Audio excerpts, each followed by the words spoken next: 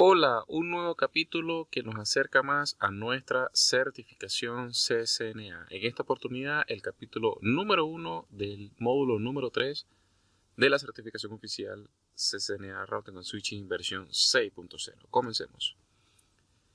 Este capítulo habla sobre el diseño de la red LAN o de la red cableada en un campus, es decir, ya no nos limitamos a nuestra red LAN convencional, donde generalmente hay un switch, algunos equipos y alguna conexión sencilla hacia internet, sino que estamos hablando ya de lo que se refiere a una infraestructura de una compañía, por ejemplo. ¿Y qué tenemos en esa infraestructura de esa compañía? Bueno, generalmente tenemos soporte crítico a aplicaciones, como tenemos por acá, ¿sí? Tenemos redes convergentes, tenemos ya aplicaciones corporativas, tenemos la necesidad de tener una administración centralizada. Recordemos que hoy en día tenemos servicios mucho más complejos de, de red hacia los clientes finales o hacia los clientes corporativos. E incluso nuestros propios colaboradores en nuestro trabajo tenemos herramientas hoy en día un poco más complejas. Entonces requiere nuestra organización de muchos más servicios que los básicos que ofrece una red LAN.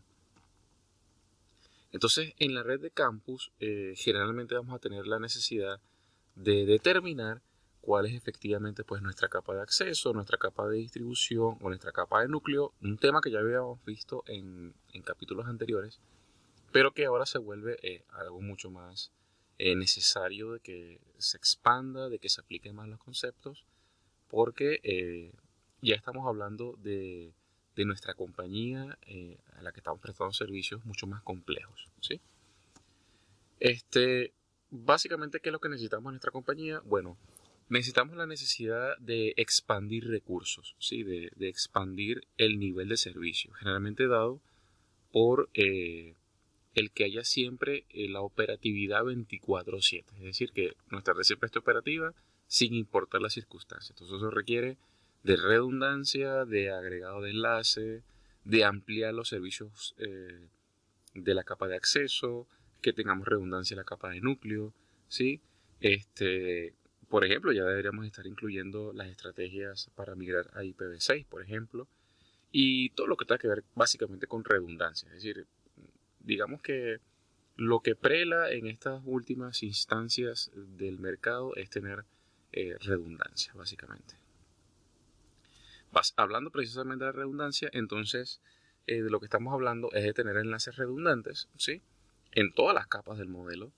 Y no nos referimos específicamente a redundancia de enlaces, sino también nos referimos a redundancia de equipos, es decir, en la posibilidad de que un equipo deje de funcionar.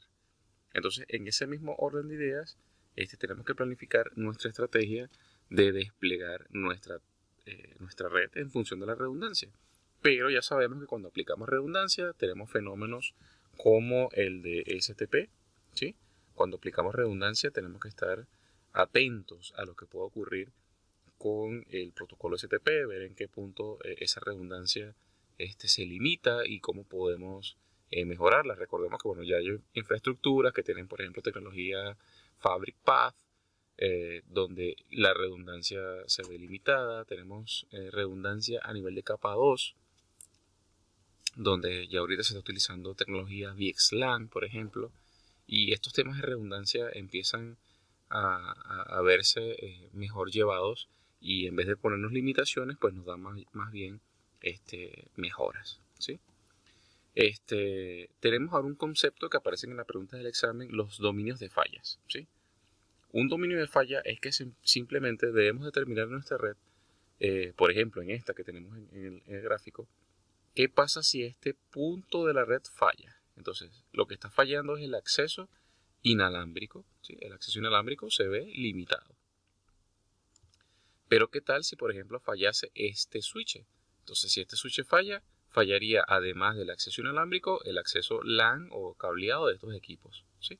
Entonces, un dominio de falla es determinar qué punto de la red puede fallar, y en consecuencia, cuando ese equipo falla, que otros equipos se ven afectados, que otros segmentos de la red, que otros servicios, ¿sí?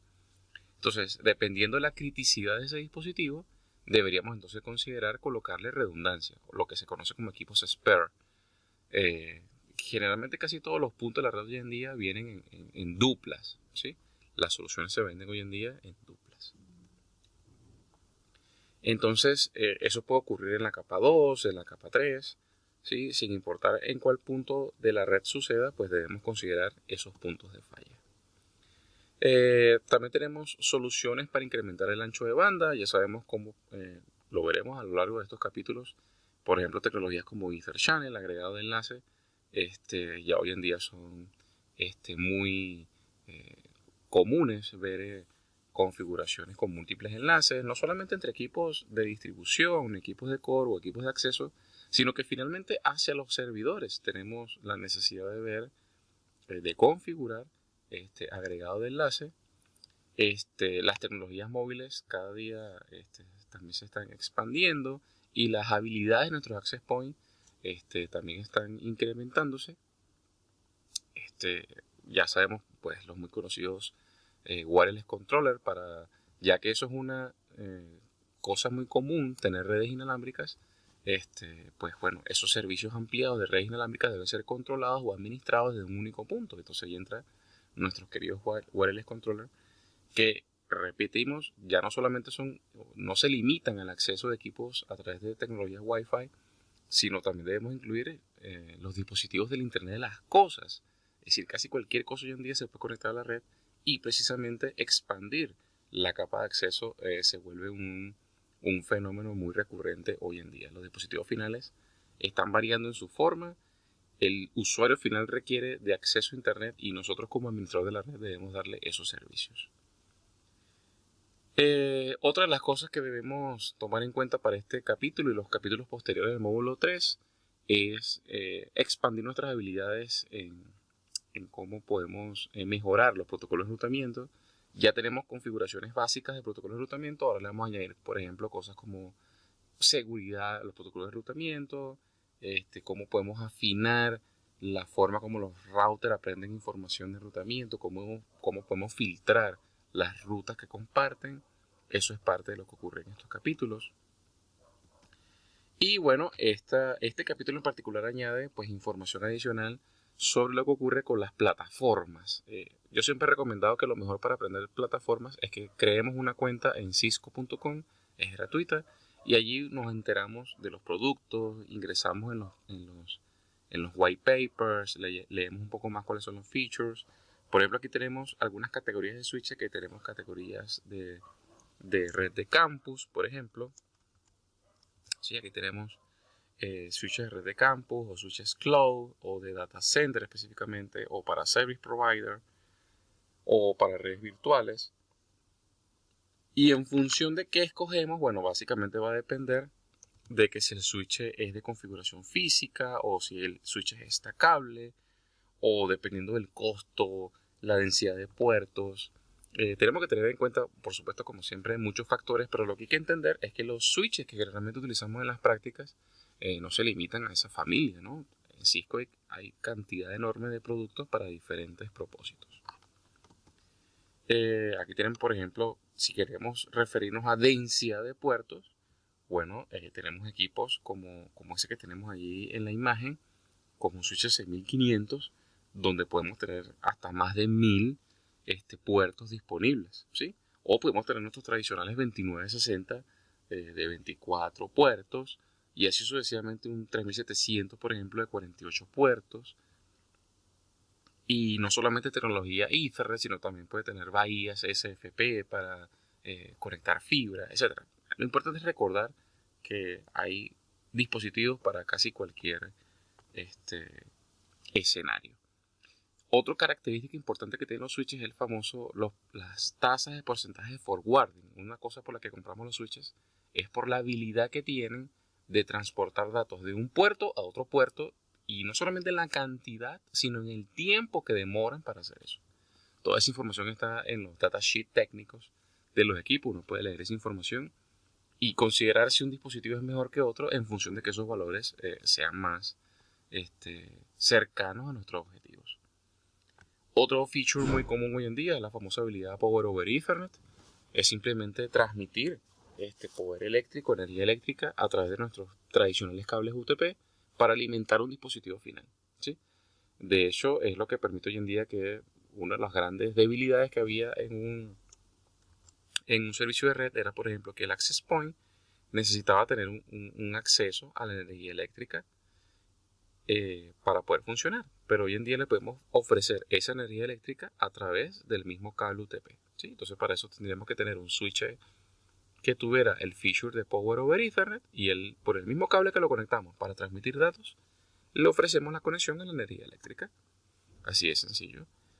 Otro de los features que tienen los switches es la habilidad que se llama multilayer, es decir, que además de transmitir tramas de capa 2, pues también tengan la habilidad de convertirse en dispositivos que puedan conmutar paquetes de capa 3.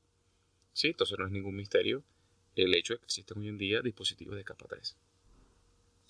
Aquí está el concepto muy interesante de los ASIC.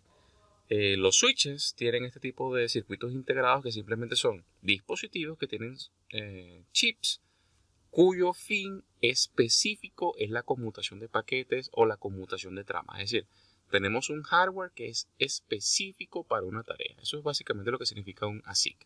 Es un dispositivo que está diseñado para una tarea única. No como nuestro computador, que es su plataforma, su hardware. Nosotros podemos convertir nuestro computador perfectamente, por ejemplo, en una consola para un DJ. Instalamos un sistema operativo o unos programas y hacemos eso.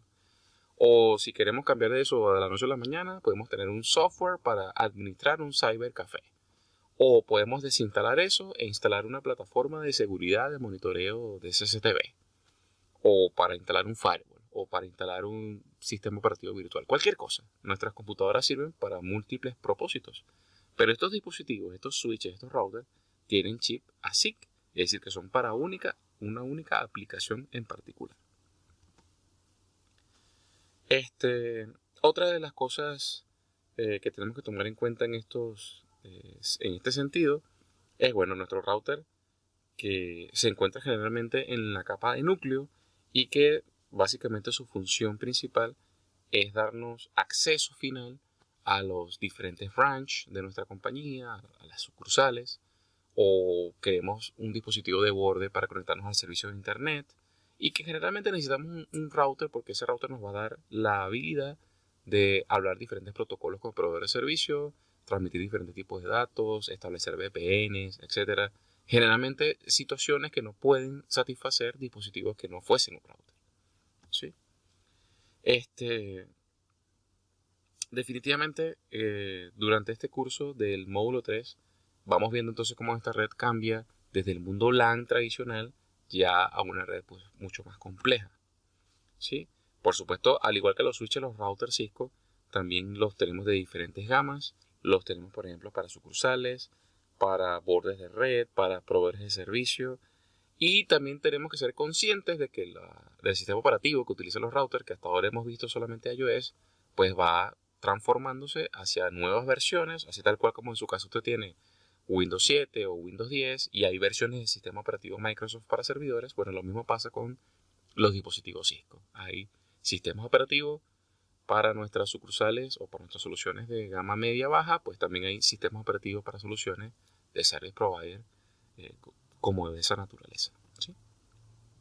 Ahí tenemos algunos modelos como los ASR1000, los ASR9000 para service provider o los 2900, implementaciones muy normales hoy en día para el borde de la empresa.